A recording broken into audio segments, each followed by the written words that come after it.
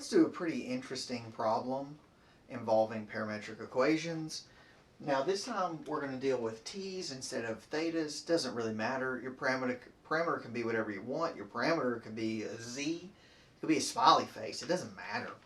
But in this particular case, we're going to do these two. So we want to fill this thing out. We're going to fill this thing out with pretty much the standard unit circle values. We know that we have cosine and sine of t. Those both have periods of 2 pi. So we just have to go up to 2 pi, even actually slightly short, and we should be able to get the entirety of this graph. So we want to say, all right, I'm going to start at 0. I'm going to do pi over 6, pi over 4, pi over 3, pi over 2.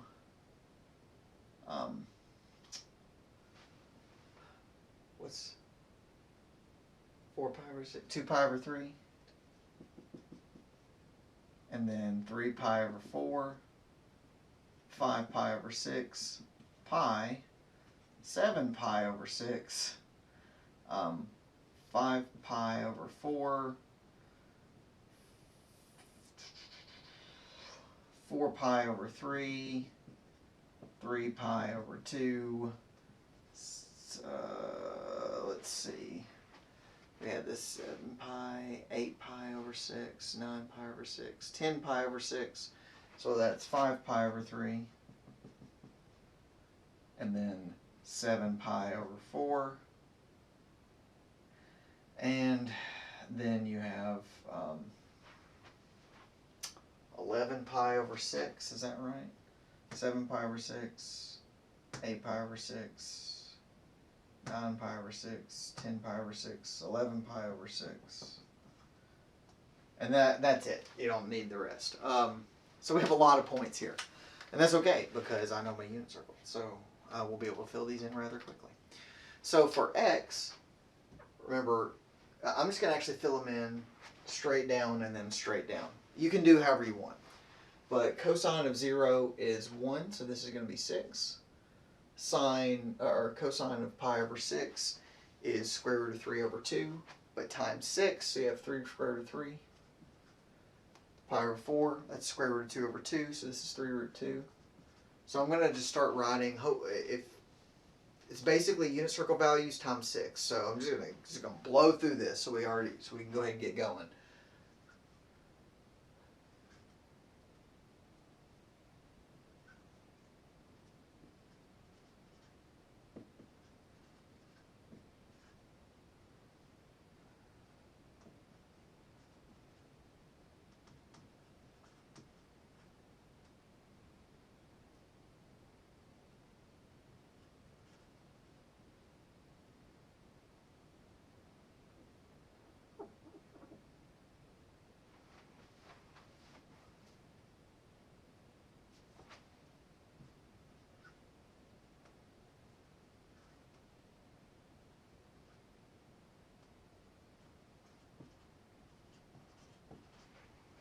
Okay, all right. So those are going to be that one.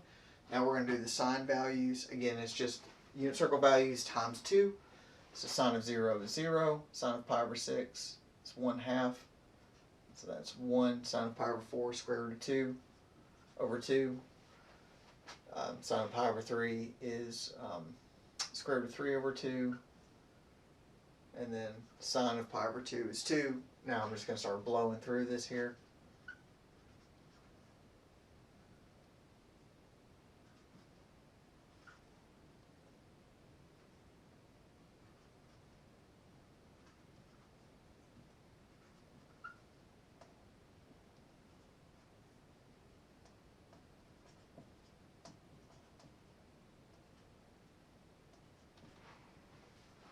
Okay, all right, so now we want to plot all those points, those x-y points. So we go all the way out to 6, 0. So that we've marked that one. We're going to go to 0, 2. We're going to go to negative 6, 0 is another point. 0, negative 2. Those are kind of the easy ones. Let's start making the 3 square root of 3 is kind of tough because like 3 square root of 3 is like 5.1 or something. So it's a little tougher.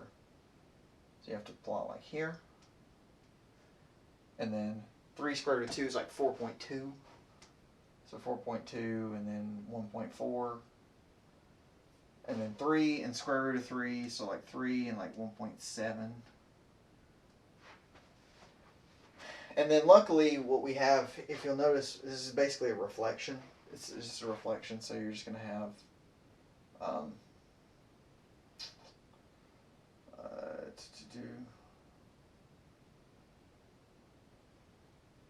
and then you have another reflection, and you're going to have another reflection. So when you plot this out, what you're going to get is something kind of interesting.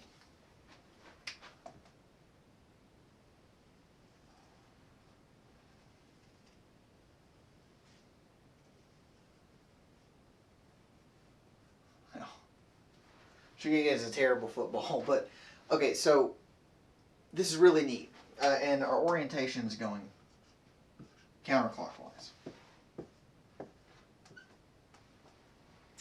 as t goes on. We're going counterclockwise. Now, when we had the case that these two were the same type of number, you got a circle, right? If it was 6 and 6, it was a circle. But now you have 6 and 2. You don't have a circle. What you have is an ellipse. And what you know specifically is that that's a distance of 6, and that's a distance of 2. So you have that same major and minor axis that we were dealing with here.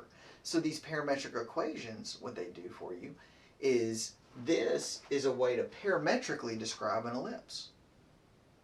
And specifically an ellipse in this direction. Now if you took these and flipped them, like if this was a sine function and this was a cosine function, but you left the coefficients alone, you would get the same thing, but you would get it would, the orientation would change, but it'd be the same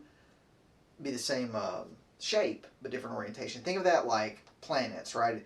If a planet is revolving around the sun or the other way around, it may have the same path, but it wouldn't be going in this. It wouldn't be the same overall.